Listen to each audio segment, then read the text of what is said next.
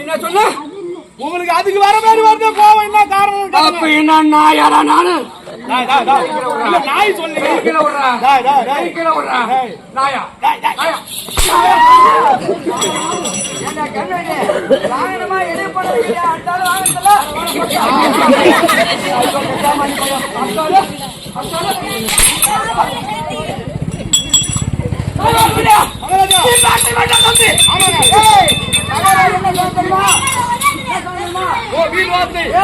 மீன் குழம்பு வேண்டாம் அந்த வீடு.